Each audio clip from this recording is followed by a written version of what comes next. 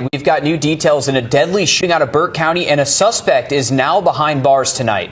Burke County deputies say this happened just before 6 o'clock Sunday morning at a home in Keysville. There, investigators found the body of 30-year-old Telvion Osborne, who was later pronounced dead from a gunshot wound to the chest. And today, 25-year-old Hannah Cobb was arrested and charged with felony involuntary manslaughter. Authorities say she's the one who notified authorities about this shooting. Welcome back, guys. So I'm back with an update on this case. If you are not privy to the initial story, just check my playlist, it's there. But, you know, it turns out that when Telbo Rackins, aka Telvion Osborne's fiancée, shot him, you know, his fiancée is Hannah Grace Cobb. Now it turns out that when Hannah shot Telbo, she actually called 911.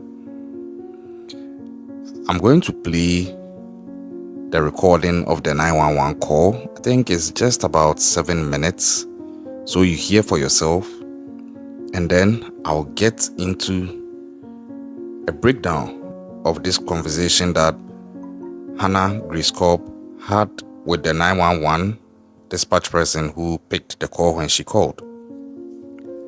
This conversation, I think, is key in addition to other crucial parts of this case. But before I get into the breakdown, let's first listen ourselves, and then we'll try to bite on it, chew on it, and see if we can digest any food for thought out of it. AM, 15 seconds.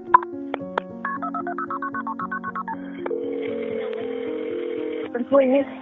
Talk to me, baby. Talk to me, baby. I'm taking these dudes. And we're not clear. 911, where's the emergency?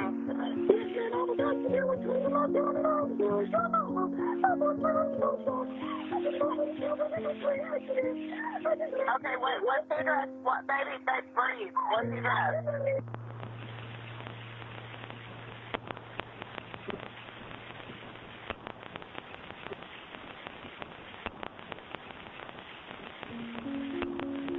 Okay, where's the gunshot one? Where's the one? Okay, hold pressure to it. I need you to hold pressure on it, okay? Is he still breathing? Okay. Okay, what's your name?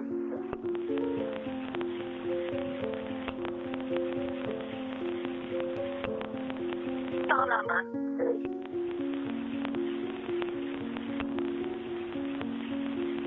Take a breath for me. Take a breath.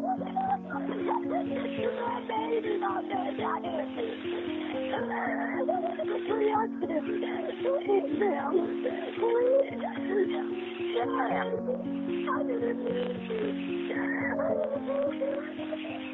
Hello? Can I have your name, ma'am? Can I have your name? Okay, are you holding pressure? Yes, ma'am, I am. Yes, ma'am. Yes, ma'am. Okay, you're breathing? Yes, ma'am.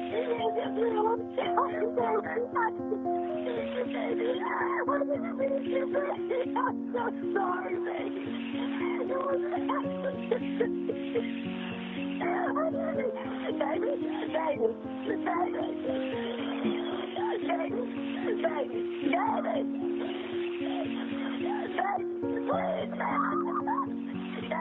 Yes, I am. Okay, just hold pressure, okay? Please, baby, talk to me, baby. Talk to me. Yes, ma'am, I don't know if he's breathing. He's really going white. Sure. Yes, ma'am. Yes, all you can do right now is just hold pressure, okay? Yes, ma'am. Yes, how old is he? 30.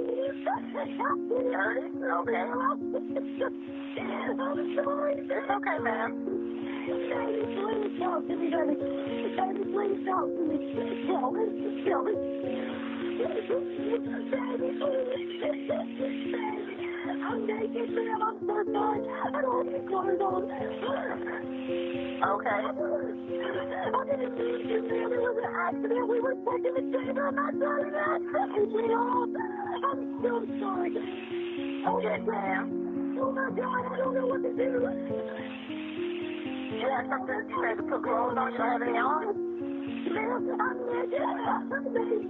so sorry. I need to put the phone on. Okay, yes, ma'am, I understand. Kelvin, baby. No, baby. But you need to hold the right pressure to the room, okay? Yes, ma'am. Yes, ma'am. Yes, ma'am. Kelvin. Kelvin, please. Kelvin. Please, baby. Please, I'm sorry, Kelvin. I didn't mean to say Please talk to me, Kelvin. Please talk to me, baby. Okay, ma'am, someone's on scene, okay? Yes, ma'am. Where's the weapon? I'll put it away. I don't even know where it's at right now. I just dropped it. Okay.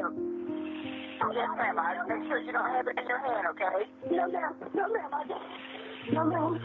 I don't even know where it's at right now. Okay, I'll see it, and I'll put it up, okay? It's okay. It's on the dresser where officers and everybody can see it. Yes, ma'am. I'm so sorry. It was just in the chamber. I never put it up. I didn't mean to do it. It was just bothering my feelings. God.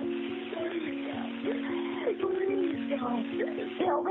Kelvin, baby. I need you to talk to me, baby. Please. Can you hear me? Say yes. Say yes, baby. Please talk to me, baby. Please, baby. I'm sorry I didn't do it.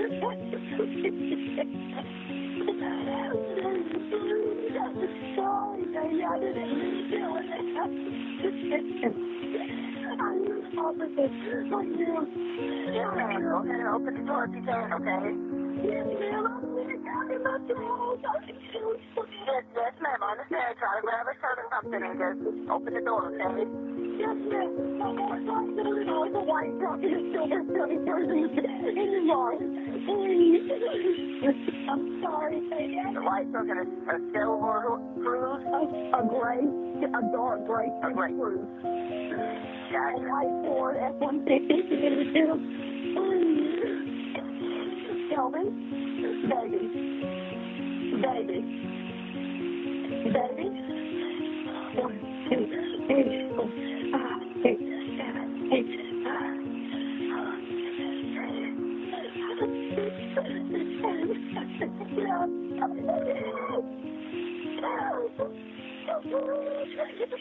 I'm sorry, baby. I didn't Baby, I'm sorry.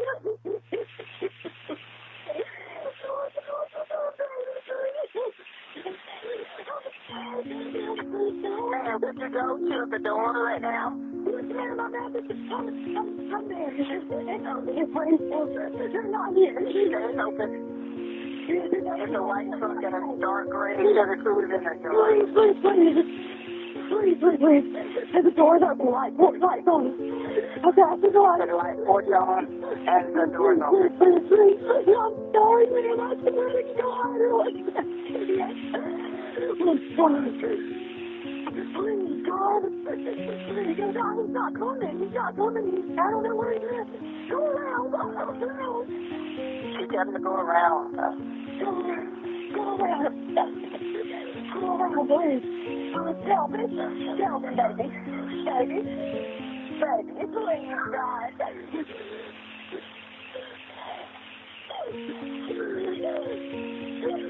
Come on, baby.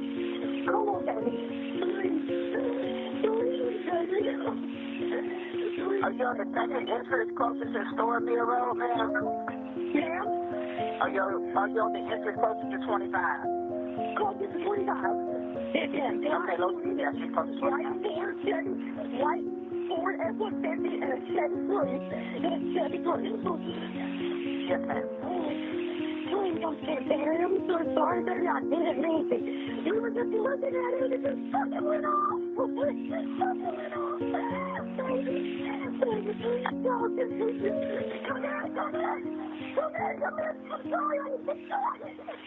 Okay, ma'am, go ahead and talk to the officer, okay? Yeah,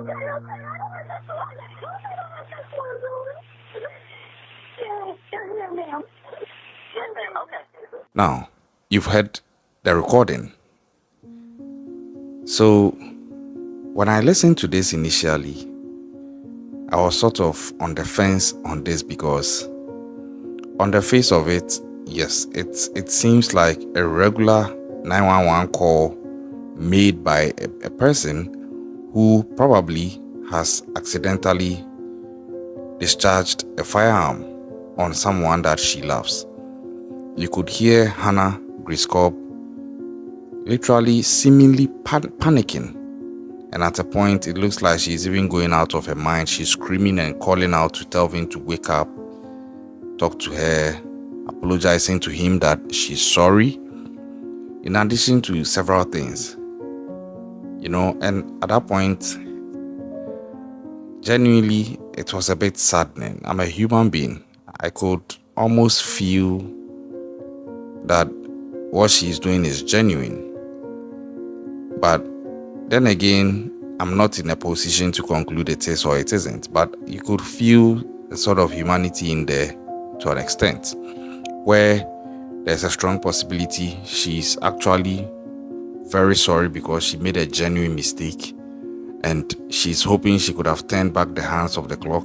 You know that feeling where you get caught up in something crazy and you wish it was one of those situations where you were having a bad dream and you forced yourself to wake up and it turns out, oh yeah, it was a bad dream and everything is good. I have a clean sheet. I can reset and do better. Listening to Hannah Grace Cobb on that 911 call, it seemed like she was wishing it was something like that. Well, unfortunately, it wasn't. And she goes on again to talk about the fact that it was an accident. They asked her at a point whether the firearm was still with her, whether she was holding it. She said no, she's put it on the dresser. She goes on to talk about the fact that it was an accident and that she's put the gun on the dresser where the police can see it. Sometimes it's like she's sound enough to respond accurately to the question. Another time it's like she's just being hysterical and falling apart and she's all over the place. And that brings me to the second aspect of the analysis, because then again, it was like, what if it's all an act? I'm not saying it is, and I'm not saying it's genuine too. I'm leaving it to the investigators, but we are just trying to have a discussion on this. What if it's all pretense? What if when she's saying that, I'm sorry, I didn't mean it, she actually means that she's sorry and she regrets doing that to him? As to whether it's deliberate or not, we leave that to the investigators. But as to whether it wasn't a mistake, it's also crucial to this case, because I kept wondering. I said earlier, sometimes it's like she has the clearance or the clarity of mind enough to respond accurately, and another time it's like she's all over the place. And bear in mind, it's alleged that they had just returned from partying at the club and they were drinking, so she was sort of drunk to a point. But then I'm like, if that is the case, then the alcohol should affect her through and through, such that I don't expect her to be making much sense to the extent she was making when she was talking to the dispatch person who picked the call. But again, that expectation of mine could be flawed, because sometimes you might be drunk, but when tragedy strikes at the time you are even drunk, that tragedy can just wake you up out of that drunkenness so much so you become very self-aware, because it's something that is ground-shattering. And I think what happened to Telvion Osborne, aka Telbo Rackins, qualifies as one of such things. So maybe she was actually drunk or tipsy, but then she got awakened by this incident that happened. So you look at this and you listen to the 911 and you are begging for clarity, because a part of me is like, oh, maybe this is genuine, real accident, she's sorry, her remorse is showing. But then a part of me is like, This is an audio recording. She could be pretending. You know, we are in an era where some people act so well because they've learned the art of acting so well to convince people on something they are actually lying about, but they are pretending so well to make people think it's the truth. If this was a video call and we could see Hannah Grace Cobb talking to the dispatch while she was at the scene of the crime, I think at a point I remember possibly hearing her even tell the dispatch that she was naked and she's trying to put on something.